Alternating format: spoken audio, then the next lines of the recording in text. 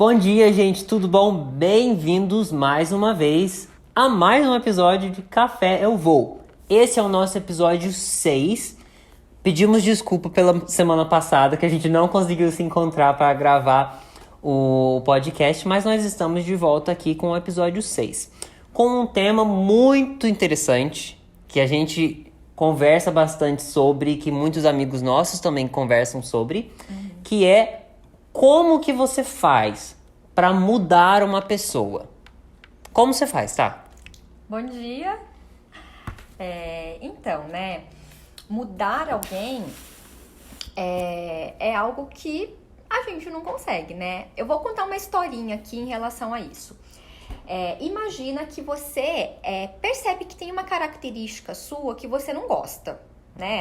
Eu não gosto às vezes eu explodo muito, né? Qualquer coisa que acontece, eu explodo, eu fico bravo, aquilo me irrita.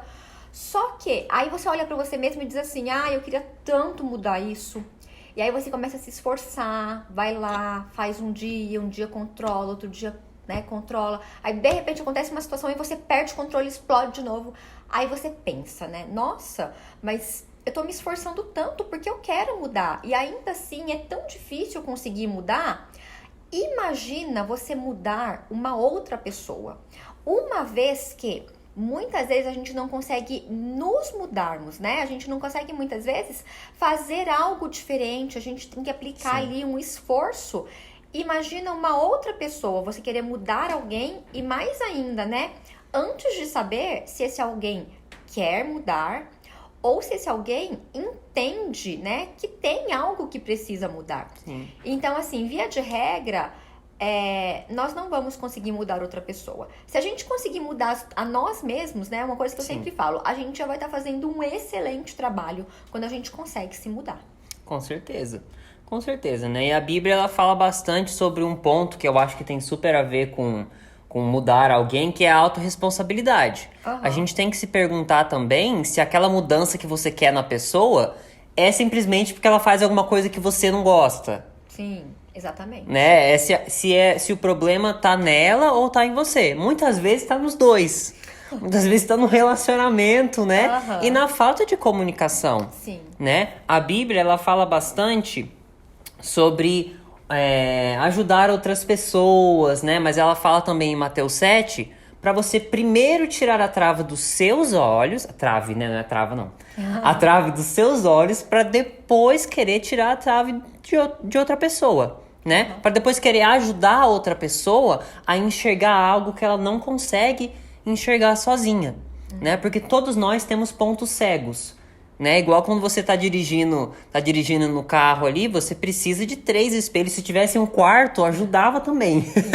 Né? Porque a gente mesmo com 3 espelhos, né? E mesmo olhando para frente, olhando para trás, tendo uma perspectiva boa do que você tá dirigindo, você não consegue enxergar às vezes um ponto cego, um motoqueiro que vem ali atrás de você.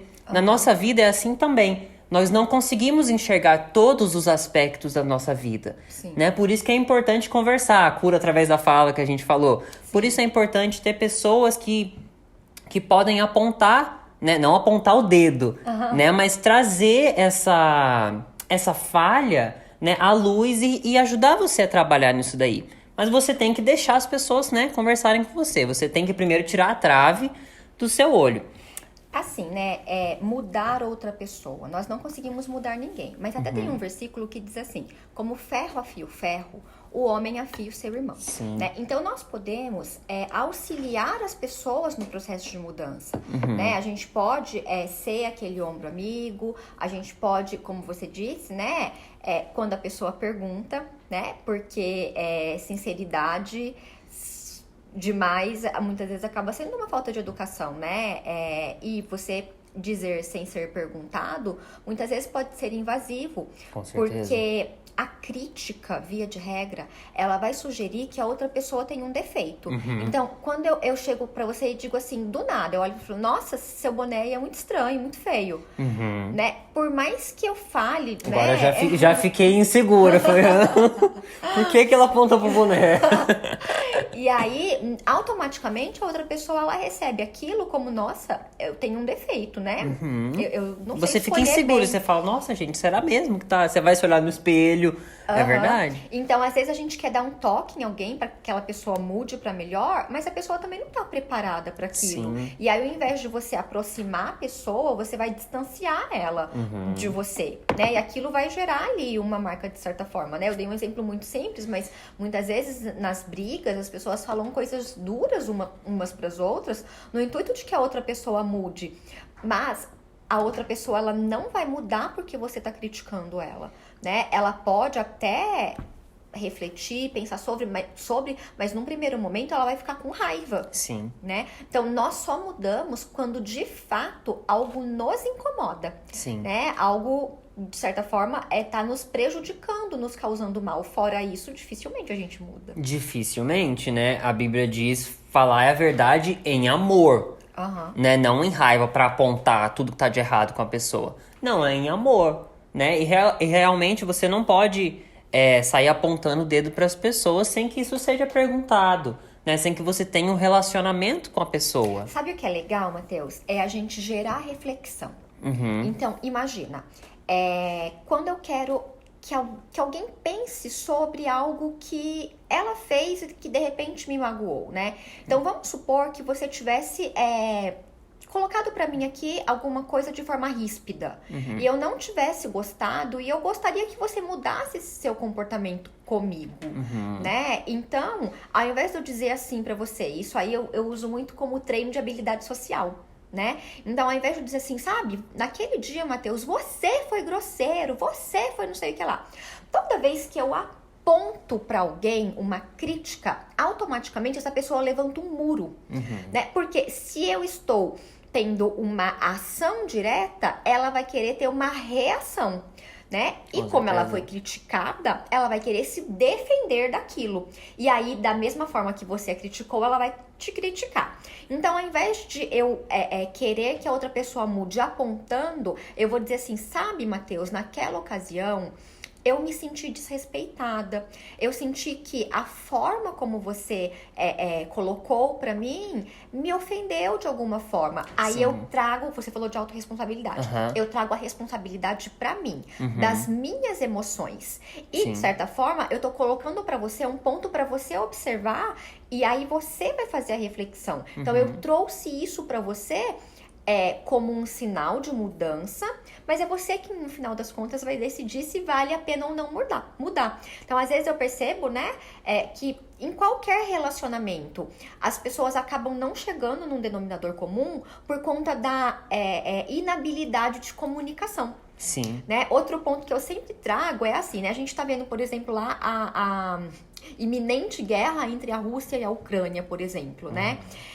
Tudo começa na comunicação, né? Então lá o Putin não quer que a Ucrânia entre lá pra OTAN, e aí ficou aquela bagunça, vai, não vai, né? E aí começa a estourar uma guerra. Mas aí agora eles começam a conversar. E aí vão conversando, não sei onde vai dar isso, não tô falando de política, mas de comunicação. Sim. Então eu costumo dizer que tanto entre países, né, algo mais grandioso, como também nos relacionamentos, sejam eles, né, relacionamento conjugal, de amizade, de trabalho, a comunicação, né, essa habilidade social em se comunicar de forma adequada, né, proporciona mudança no outro. Sim. E ameniza os ânimos. Sim, porque aí você não tá apontando o dedo pra ninguém. Você tá falando, né? Você tá se comunicando em prol do relacionamento que você tem com a pessoa. Sim. Né? E isso mostra que você se importa, porque se você não se importasse, você simplesmente se afastaria.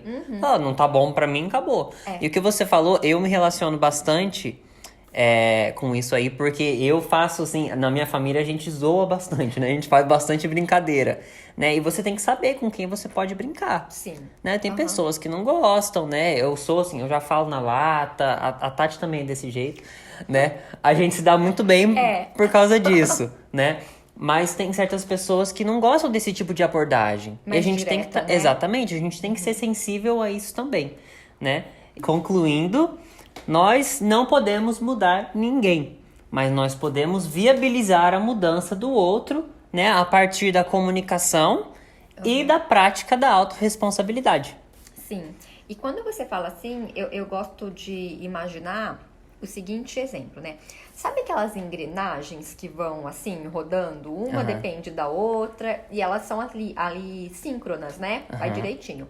Quando uma engrenagem sai ou quando uma engrenagem entra, as outras precisam fazer um movimento diferente para novamente se encontrarem e voltar a funcionar de forma síncrona mais uma vez. Sim. Então, quando você fala, né, em viabilizar através da comunicação uma mudança do outro, é mais ou menos isso. Quando a gente muda, é como se nós fôssemos essa engrenagem nova entrando no sistema, seja o sistema que for, seja o sistema familiar, o sistema no trabalho, porque quando você se posiciona de certa forma, automaticamente as outras pessoas vão se posicionando. Sim. Então, por exemplo, quando você diz assim, eu não me sinto respeitado, por exemplo. Será que você pensa que não é respeitado? Ou você não tem uma posição, uma postura de autorrespeito e com isso você acaba não, né, tendo mesmo esse respeito das outras pessoas? Quando você se posiciona, você faz com que o comportamento do outro seja diferente em relação a você também. Sim. Né? Então é como nessa engrenagem, só para concluir aqui. Exatamente. Você ensina aos outros, né, como você quer ser tratado. Sim. Não é verdade? É. Gente, e isso aí foi o nosso episódio 6 do Café Eu Vou. Obrigado, até a próxima. Tchau, tchau.